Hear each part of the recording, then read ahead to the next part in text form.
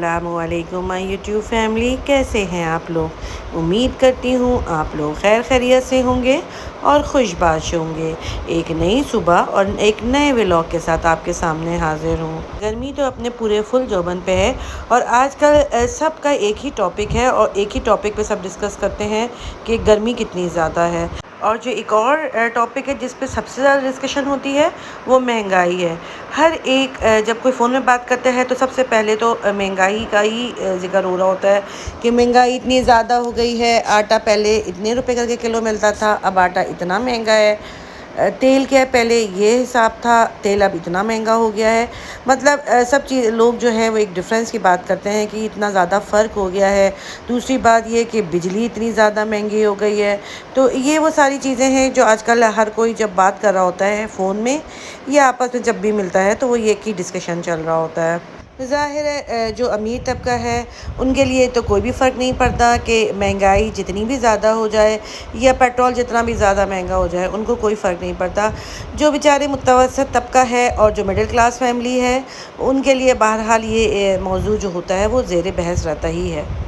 मैं भी नाश्ता बनाने की तैयारी कर रही थी। मेरे आलू कट किए हुए रखे हुए थे। जो मैंने फ़्राइज़ के लिए कट किया था वो काफ़ी ज़्यादा था, तो बच गया था। तो फिर मैंने सोचा कि वो ख़राब हो जाएगा, तो मैं इसको आलू का जो है टमाटर वगैरह बना के तरकारी टाइप का बना लेती हूँ। और साथ ही मैंने पराठे बना लिए थे। पराठे आज थोड़ा मैं डिफरेंट स्टाइल से बना रही थी। ये मैं लच्छेदार वाले पराठे बना रही थी और ये मैं फ़र्स्ट टाइम ही बना रही हूँ। और बहुत ही अच्छा और क्रिस्पी पराठा बना था, जिस स्टाइल से आज ये मैं पराठे बना रही हूँ। पिछले साल इसी महीने में हम लोग घूमने के लिए गए थे, काला आम, कागा, नारायण वगैरह। तो बहुत ही मज़ा आया था और तकरीबन 15 दिन हम लोग वहीं पे रहे थे और हमने बहुत एंजॉय किया था।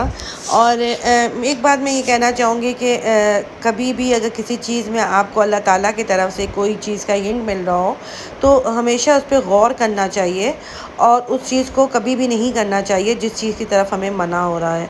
अच्छा, मेरा शुरू से ऐसा है कि अगर मैं सफ़र में जाती हूँ और मुझे किसी तरफ से ऐसा हिंट सा मिल रहा होता है कि ये चीज़ नहीं करना है, तो मैं हमेशा उस चीज़ को जो है वो रोक देती हूँ।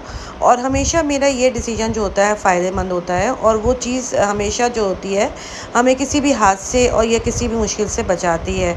इसी तरह से पिछले साल का भी वाक़या ऐसा ही हुआ था कि हम लोग जब कागान और नारायण वगैरह गए थे। सारा सफ़र हमारा माशाल्लाह बहुत ही अच्छा गुज़र रहा था, सब कुछ अच्छा चल रहा था।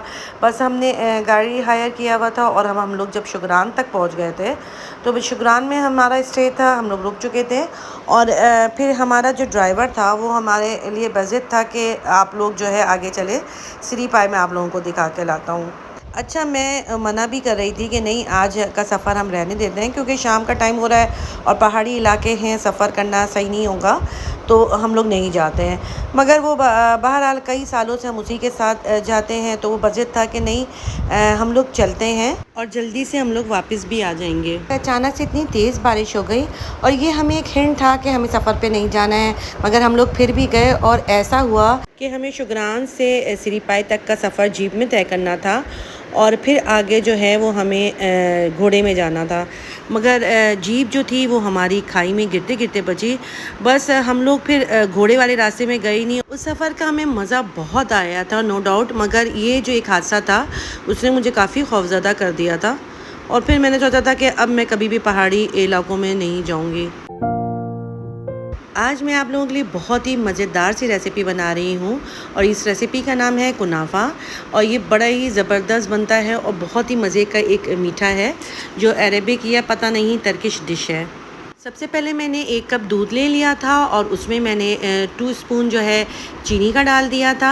साथ ही में मैंने 1 चम्मच कॉर्नफ्लोर डाल दिया था ताकि ये गाढ़ा हो जाए। और फिर मैंने इसमें क्रीम डाल दिया था और इसको मिक्स कर लिया था। फिर मैंने चीज़ जो है क्रश किया हुआ रखा था वो भी डाल दिया था और इसको मैं अब अच्छी तरह से मिक्स कर लूँगी ताकि इसमें कोई भी लम्स ना रह जाए। जब मिक्सचर अच्छे से गाढ़ा हो जाएगा और इसकी कंडीशन कम से कम इस तरह से हो जाएगी तो फिर इसको मैं चूल्हे को बंद कर दूंगी। फेनी का पैकेट मैंने ला के रखा हुआ था। ये तो आप चाहें अगर तो फेनी से भी बना सकते हैं, और अगर चाहें तो ये सवैयों को तोड़ के उससे भी बना सकते हैं। मैंने फेनी ला के रखा हुआ था, इसको मैं अच्छी तरह से तोड़ लूँगी, और तोड़ने के बाद जो है इसमें मैं बटर डाल दूँगी। बटर को मैंने थोड़ा सा माइक्रोवेव में मेल्ट कर लिया था, और मेल्ट करने के बाद मैंने इसमें डाल दिया था। इसको मैं अच्छी तरह से मिक्स कर लूँगी। मिक्स करने के बाद मैंने ये जो मैं कुनाफा बना रही हूँ, ये आज मैं फ्राई पैन में बना रही हूँ।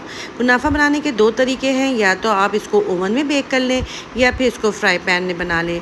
पिछली दफ़ा कुनाफा मैंने ओवन में बनाया था, आज मैं आपको कुनाफा जो है विदाउट ओवन बनाना सिखा रही हूँ। पैन में मैंने घी ग्रीस कर लिया था, और उसके बाद फिर मैं फेनी की एक लेयर लगा दूंगी, और उसके बाद जो मैंने मिक्सचर बनाया था क्रीम और चीज़ का, वो लगा दूंगी, और फिर उसके बाद दोबारा फेनी का जो है वो एक लेयर जो है वो लगा दूंगी। लगाने के बाद मैं इसको अच्छी तरह से सेट करने के बाद इसको बिल्कुल हल्की आंच पे रख दूंगी, ताकि ये अच्छी तरह से पकना शुरू हो जाए। और थोड़ी ही देर बाद मैं इसको तवे के नीचे रख दूंगी, और कम से कम 10 से 15 मिनट जो है कुनाफे को रखूँगी, ताकि ये बिल्कुल हल्की आंच पे जो है वो पके और जले भी ना। इसके बाद मैं एक और पैन जो इससे बड़ा होगा उसमें भी घी ग्रीस कर लूँगी, ताकि जब मैं इसको पलटूँ और दूसरी तरफ पकाऊँ तो वो भी मेरा जो है वो रेडी हो जाए। उसके बाद मैंने शीरा बना लिया था। मैंने पानी ले लिया था, उसमें मैंने चीनी डाल दिया था। ये मैंने अंदाज़े से ही लिया था कि जितना मीठा हम खाना चाहें उतना ले लें। बस वो जब अच्छी तरह से पकने लग गया था, उसमें मैंने थोड़ा सा आधा नींबू डाल दिया था, और जब ये तो हल्का हल्का सा गाढ़ा होने लगा था और इसने शक्ल चेंज कर ली थी, तो बस मैंने चूल्हा बंद कर लिया था। मेरा दोनों तरफ से जो है कुनाफा रेडी हो चुका था। उसके ऊपर मैं जो ये शीरा है वो डाल दूँगी। क्रीम वगैरह भी सेट कर लिया था, और अब हम शाम का टाइम हो चुका था। अब हम चाय पियेंगे और साथ ही मज़ेदार सा कुनाफा जो है वो खाएंगे। बस गपशप करते बातें करते करते टाइम गुजर गया था। बस अब खाना पकाने की तैयारी थी, और अब मैं खाना बनाने के लिए किचन में आ गई थी। कीमे में मैंने मसाला लगा के रख दिया था, और आटा भी गूंद के रख दिया था। और आज खाने में मैं बना रही हूँ मज़ेदार सा कबाब फ्राई, साथ ही पूरियाँ। चटनी मैंने बना ली थी, और पुदीने की चटनी जो है वो इसके साथ ही बहुत ही मज़ा देने वाली है।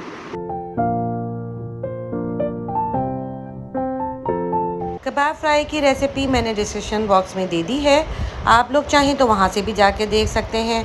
बहुत ही आसान और मज़ेदार सी रेसिपी है, और झटपट बन जाती है, और बच्चों को मुझे तो बहुत ही ज़्यादा पसंद है। बस प्याज जो है मैं फ्राई कर रही थी, साथ ही मैंने कीमे के छोटे छोटे कबाब भी बना लिए थे। अच्छा, इसमें कोई शेप की और चीज़ उसकी ज़रूरत नहीं है, ये आप जैसा भी बना सकते हैं, क्योंकि इसको तो बाद में फिर मैं तोड़ती हूँ, तो इसको आप जिस भी शेप में बनाना चाहें वो बना सकते हैं। बस फटाफट से मैं सारे कबाब जो है वो बना लूँगी।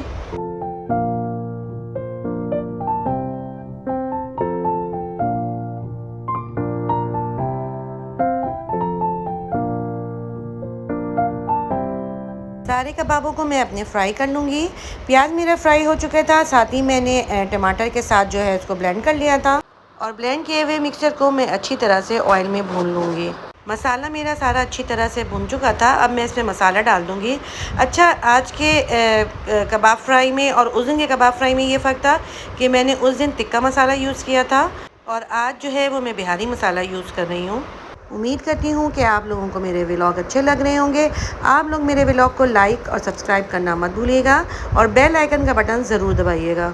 अच्छा, इस तरह का कबाब फ्राई जो है वो बंस रोड में काफ़ी मशहूर है, और बहुत ही मज़ेदार भी लगता है, और बच्चों का दिल भी बहुत कर रहा था। अब ज़ाहिर है बंस रोड तो यहाँ से बहुत ही दूर है, और हर दूसरे दिन तो इस तरह से जाया भी नहीं जाता है।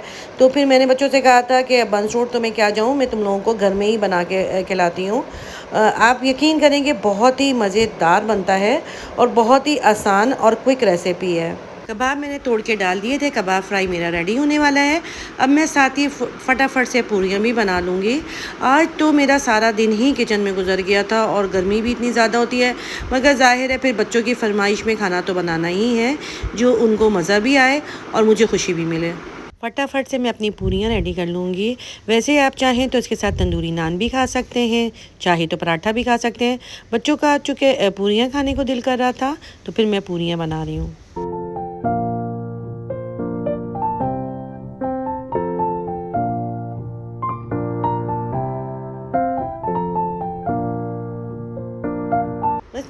सी सारी पूरियाँ भी रेडी हो गई थी। इसके बाद हम लोग खाना खाएंगे और आज तो खाना हमने ऊपर टेरेस में खाया था और इतनी अच्छी ठंडी हवाएं चल रही थी, उसमें तो खाना खा के मज़ा ही आ गया था। इसी के साथ दीजिए मुझे इजाज़त, अपना ढेर सारा ख्याल रखिएगा। अल्लाह हाफिज़। खत्म। Bye bye, tata, good bye, गया।